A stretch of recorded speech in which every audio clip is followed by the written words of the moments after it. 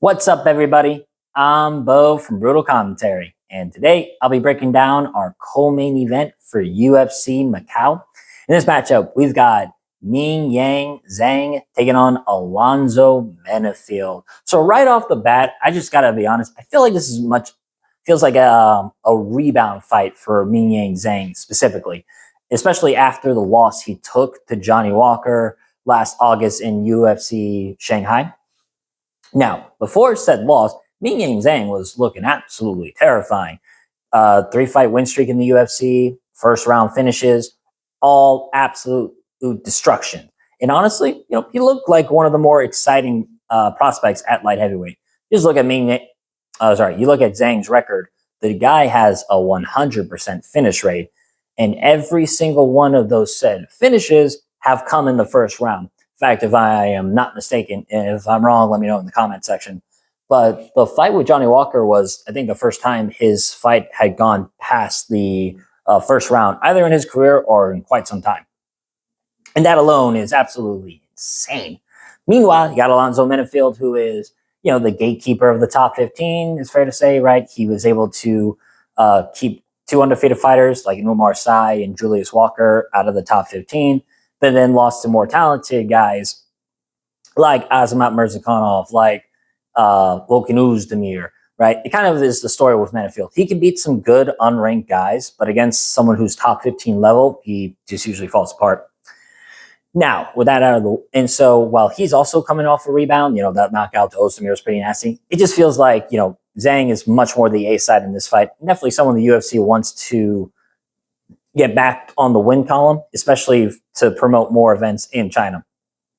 So, with that out of the way, let's get down to the breakdown. Starting with Mingyang Zhang, I think the best part about his offense, and he is an absolutely offensive monster early, but it's the elbows specifically that are the best weapons and are particularly brutal.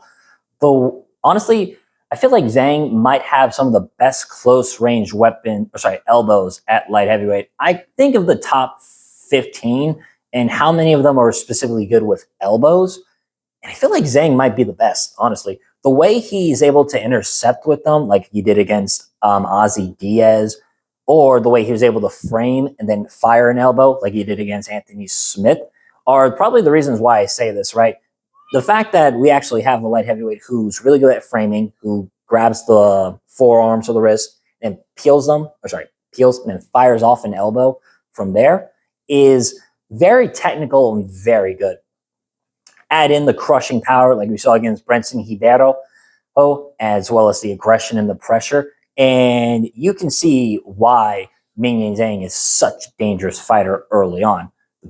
Of course, the big question mark comes, what happens after round one? Because against Johnny Walker, once the fight extended and Walker started using some veteran tactics, specifically those leg kicks and movement, you saw Zhang begin to slow down and lose some of that explosiveness. Now, maybe that was just Walker being experienced and fighting smart, and maybe Zhang actually does have deeper cardio than we think, but right now we really don't know. So I don't want to label him a round or bust yet, but if this fight goes past the first round, then that might answer our questions. Because if there's one thing Alonzo Menifield is really good at, it is doing just enough veteran stuff to either A, survive, or two, win a close decision, whether that's smothering against the fence, using some of his wrestling, or powering through with the strikes. Now, speaking of Alonzo Menifield, he's basically, like I said, become the gatekeeper of the top 15. Still extremely dangerous, still dangerous offensively, big power, explosive athlete, good wrestling when Alonzo chooses to use it, and honestly, underrated grappling too. Menifield I say that because, he submitted Jimmy Crute with a high elbow guillotine, and not for nothing, Jimmy Crute's a pretty good grappler. So the fact Alonzo Menifield got it I thought was pretty good. And he's one of the few fighters to get the Von Flute choke on an opponent too. In terms of the power, Menifield can absolutely crack anybody at 205 pounds if he lands clean. We've seen it, right? Dustin Jacoby, he dropped him. Some of his knockouts in particular are extremely fucking nasty. And then the first fight with Jimmy Crute, you saw Menifield drop that guy bad. So if land cleanly, Menifield can drop anybody. But at this point, Menifield is 38, and you can definitely see he's past his physical prime. More importantly, he's becoming much easier to hurt and knock out. In fact, you look at some of his more recent losses against Ozdemir, knockout loss, Mirzakhanov, knockout loss, Olberg, knockout loss. So as of recent, it's a lot easier to finish Alonzo Menifield. Pause. Now, if Menifield survives the early storm and fights smart, I actually think he could have some success. And we saw, like I said, with Johnny Walker, he used movements and leg kicks to frustrate Zhang. And Menifield absolutely has enough power to hurt Zhang if we start to see Zhang start to fade. But honestly, I don't trust Menifield's fight IQ. The thing is, with Johnny Walker, even though he makes mistakes and can be very reckless, he's got the height and reach in order to execute that game plan of using lateral movement and using leg kicks. Menifield is much more stout, much more stocky. So he is not going to have that same luxury. Plus, again, I just don't trust the fight IQ. Too often, we see Menifield get drawn into firefights where he really shouldn't, or not explode enough, not pull the trigger enough, and be too passive and defensive. And against a first round destroyer like Mingyang Zhang, that's incredibly dangerous.